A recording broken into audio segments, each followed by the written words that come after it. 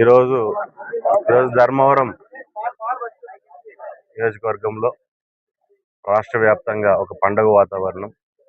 చేనేత కార్మికులు ఎవరైతే ఉన్నారో వారందరికీ హ్యాండ్లూమ్ వారికి, పవర్లూమ్ వారికి మొత్తం అందరికీ పవర్ సబ్సిడీ ఏదైతే చాలా రోజుల నుంచి ఎదురు చూస్తున్నారో దాన్ని ఈరోజు అమల్లోకి తీసుకురావడం జరుగుతుంది.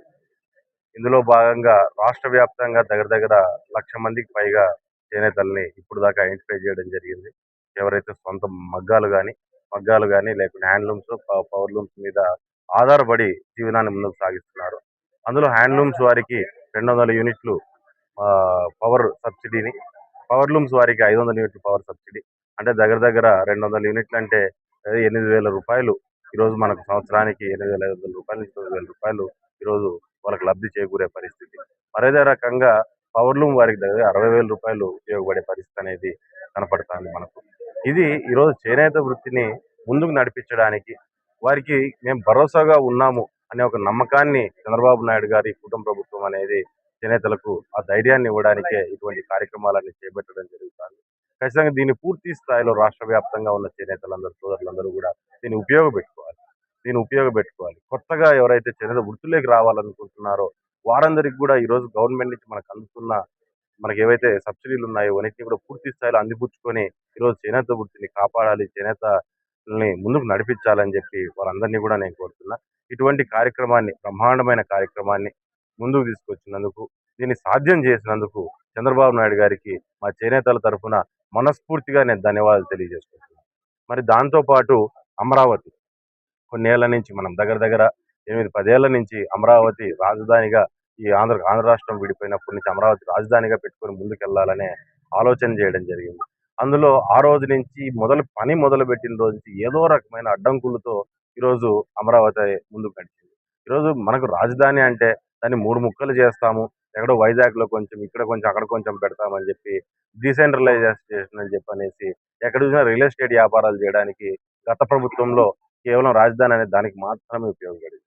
కానీ ఈరోజు చాలా పారదర్శకంగా, గతంలో ఎప్పుడైతే 5 ఏళ్ళు 14 నుంచి 19 వరకు, మరి ఈరోజు 24 నుంచి ఈరోజు 26 వరకు కూడా చాలా పారదర్శకంగా ప్రజలు ఎవరైతే భూమి ఇచ్చిన వాళ్ళు ఉన్నారో వారందరికీ భూమి అందేటట్టుగా, మరి దాంతోపాటు ఆ క్యాపిటల్ అభివృద్ధిని కూడా ముందుకు నడిపించాలని చంద్రబాబు నాయుడు గారు చేస్తున్న కృషిని కూడా మనం అంతా చూస్తూనే ఉన్నాం. నెమ్మదిగా చాలా మంది మనం ఇక్కడుండి చూస్తూ ఉంటాం, అక్కడికి వెళ్ళి చూసామంటే ఎంతో అభివృద్ధి అనేది మన కళ్ళకు కట్టినట్టుగా ఈరోజు కనిపిస్తుంది మనకు. రోడ్లు కావచ్చు, బిల్డింగ్స్ కావచ్చు, హైకోర్టు బిల్డింగ్స్ కావచ్చు, దాంతో పాటు మాన్యుమెంట్స్, మన పొట్టి శ్రీరాములు గారి విగ్రహాన్ని పెట్టి మనకు ల్యాండ్ మార్క్స్ కూడా మనకు క్యాపిటల్లో తయారు చేయడం అనేది కూడా మనకు మొదలైపోయింది.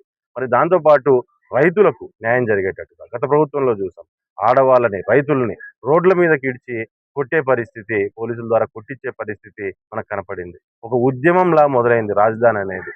ఆ రోజు మొత్తం వాస్తవంగా చెప్పాలంటే రాష్ట్రం అంతటా వాళ్ళు తిరిగి పర్యటించి అక్కడ రైతులు పడుతున్న ఇబ్బందుల గురించి కానీ, రైతులు జరుగుతున్న అన్యాయం గురించి కానీ, లేదా రాజధాని లేకపోవడం వల్ల మన రాష్ట్రానికి జరిగే అన్యాయం గురించి కానీ పూర్తి స్థాయిలో అమరావతి రైతులు కూడా పూర్తి రాష్ట్ర వ్యాప్తంగా తిరిగి అందరినీ కలిసి ప్రజలందరి మద్దతుని కూడగట్టుకోవడం జరిగింది. ఒక ప్రజా ఉద్యమమే ఈరోజు సాధించుకొని అమరావతి రాజధానిని మనం నిర్మించుకోవడానికి అది సాధ్యమవుతుంది ఆ ప్రజా ఉద్యమం ద్వారా అనే విషయాన్ని నేను మీకు అందరికీ తెలియజేస్తున్నా. మరి దాంట్లో ముఖ్యంగా ఈరోజు అమరావతి పేరుని మనకు అసెంబ్లీలో మనకు తీర్మానం చేసి పంపించడము, ఈరోజు పార్లమెంట్లో తీర్మానం అయిపోవడము, ఈరోజు రాజ్యసభలో కూడా ఈరోజు తీర్మానం పెట్టారు. దాని అయిపోగానే ప్రధాని గారి సంతకం మీదనే, ఆయన ఆమోదం మీదనే ఈరోజు అమరావతి అనే పేరుని మనం పెట్టుకోవడం జరుగుతుంది. అందులో ఖచ్చితంగా ప్రధాని గారికి కావచ్చు, మరి దాంతోపాటు అమిత్ షా గారికి కానీ పూర్తి స్థాయిలో ఖచ్చితంగా మనం అంతా ధన్యవాదాలు, మన రాష్ట్ర ప్రజలందరూ కూడా ధన్యవాదాలు తెలియజేసుకోవాల్సిన అవసరం ఉంది. దీన్ని పట్టుబడదని విక్రమార్కుల్లాగా చంద్రబాబు నాయుడు గారు కానీ, నారా లోకేష్ గారు కానీ దీన్ని ముందుకు తీసుకెళ్లే పద్ధతిని కూడా మనం చూస్తున్నాం. ఖచ్చితంగా ఇదే స్పీడ్లో, ఇదే పద్ధతిలో మనం ముందుకెళ్తే రాష్ట్ర అభివృద్ధి కూడా మనం పూర్తి స్థాయిలో సాధించుకోగలుగుతాం. అది దగ్గరలోనే అమరావతిని ఒక గొప్ప నగరంగా మనము చూడబోతున్నామని చెప్పి నేను తెలియజేస్తున్నాను. ఎటువంటి పరిస్థితులన్నీ జరుగుతా అంటే ఇంకో పక్కన జగన్ కొత్త పేర్లు వేటో మావిగన్ను ఈ రకంగా, అంటే రాష్ట్రం పట్ల కానీ, రాష్ట్ర అభివృద్ధి పట్ల కానీ ఆయనకున్న చిత్తశుద్ధి ఏంటనేది మనకు పూర్తి స్థాయిలో మనకు అర్థమవుతుంది. అంటే రాష్ట్ర రాజధానికి పేరు పెడుతున్నామంటే కామెడీ చేస్తున్నాడు. కామెడీ చేస్తే ఏదో మావిగన్ అని పెట్టండి, ఇంకోటి అని పెట్టండి అని చెప్పని కామెడీ చేసి మాట్లాడే పరిస్థితి ఎందుకంత దిగజాడు స్థాయి రాజకీయాలనేటివి జగన్ చేస్తున్నాడో గూడా నాకు ఎవరికీ అర్థం గాని పరిస్థితి రాష్ట్రంలో. గత 5 ఏళ్లలో స్థాయిలకి దిగజారాడు. మరి ఈ 2 ఏళ్లలో అన్నా తప్పుని తెలుసుకుంటాడనుకుంటే ప్రజలందరూ ఎదురు చూస్తున్నారు. ఓహో! జగన్ ఏమైనా తప్పు తెలుసుకొని ఏమన్నా ఇది ఉంటుందని. కానీ జగన్ అంతకు మించి దిగజారు స్థాయి రాజకీయాలనేటివి చేయడం గూడా సరైన పద్ధతి గాదు. ఆల్రెడీ ప్రజలు నీకు బుద్ధి చెప్పారు. మరొకసారి నీకు బుద్ధి చెప్పే పరిస్థితి నువ్వు తెచ్చుకోవద్దు.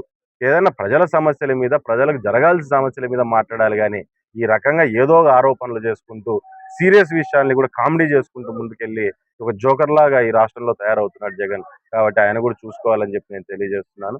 ఏదైతేనేముంది ఈరోజు మనకు మన రాజధానికి అమరావతి అనే పేరు మనము నామకరణం మన మన కాలంలో మనం గట్టిగా ఉండి చూసే కాలంలో మనం చూస్తున్నామంటే ఖచ్చితంగా ఇది చెప్పుకోక చరిత్ర. ఈ చరిత్రలో ఇప్పుడు మనమంతా గూడా భాగస్వాములు అవుతున్నామని జెప్పి నేను తెలియజేస్తున్నా. ఖచ్చితంగా చంద్రబాబు నాయుడు గారు దీన్ని ముందుకు ఏ రకంగా తీసుకెళ్లారో మన క్యాపిటల్ అభివృద్ధి గూడా అంతే వేగంగా తీసుకెళ్తున్నారు. దగ్గరలోనే ఒక మహానగరం మన క్యాపిటల్‌గా ఉండబోతుందని జెప్పి నేను తెలియజేస్తున్నాను.